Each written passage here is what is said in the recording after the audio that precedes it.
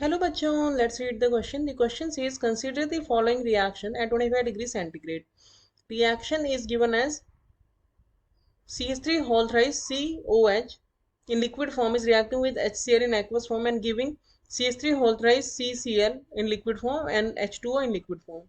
The experimentally determined rate law for this reaction indicates that the reaction is of the first order with respect to CH3 whole thrice COH and that the reaction is of first order overall.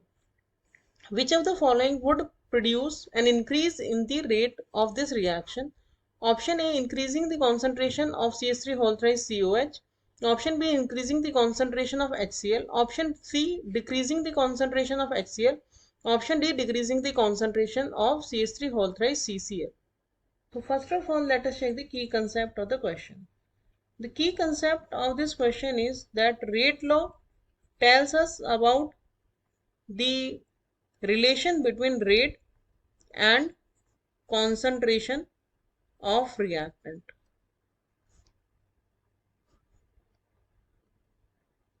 And for first order reaction जो rate होता है वो होता है equals to K, then concentration of the reactant K directly proportional. Suppose A हमारा reactant है तो for first order reaction rate is directly proportional to the concentration of A. अब अगर हम इस क्वेश्चन का कंप्लीट सॉल्यूशन देखें तो हमें इस क्वेश्चन में दो रिएक्टेंट हमने लिए हैं. एक रिएक्टेंट है हमारा CH3 होल थ्राइस COH, तो इसकी कॉन्सेंट्रेशन पे सपोज X इसके रिस्पेक्ट में ऑर्डर है. दूसरा हमने लिया है HCl, सपोज उसके रिस्पेक्ट में Y ऑर्डर है. तो क्वेश्चन में ये दिया हुआ है हमें कि रेट लॉ जब डिटरमाइन किया तो order with respect to CH3 होल थ्राइस COH आया 1, यानी X तो हमें 1 दिया हुआ है और हमें बोला है कि ओवरऑल ऑर्डर भी 1 है. ओवरऑल ऑर्डर क्या होगा रिएक्शन का? X प्लस वाई होगा, क्योंकि ऑर्डर क्या होता है? ऑर्डर होता है सम ऑफ पावर्स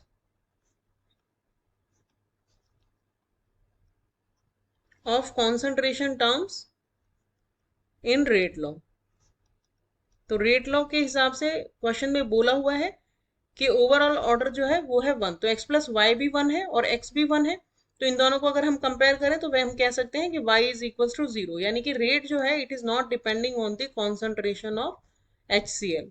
तो रेट लॉ जो हमारा हो गया वो हो गया rate is equals to K, then concentration of CH3 whole thrice COH. Rate is only depending on the concentration of the alcohol. तो ये हमारा रेट लॉ हो गया. इससे हम कह सकते हैं कि जो हमें गिवन ऑप्शंस हैं उनमें से सिर्फ अगर हम कॉन्सेंट्रेशन CH3 होल थ्राइस COH की इंक्रीज करेंगे तो ही रेट इंक्रीज होगी. Rate is not depending on the HCl concentration, तो ये दोनों वैसे भी गलत हो गए और ये प्रोडक्ट है तो इस पर भी डिपेंड नहीं करेगी.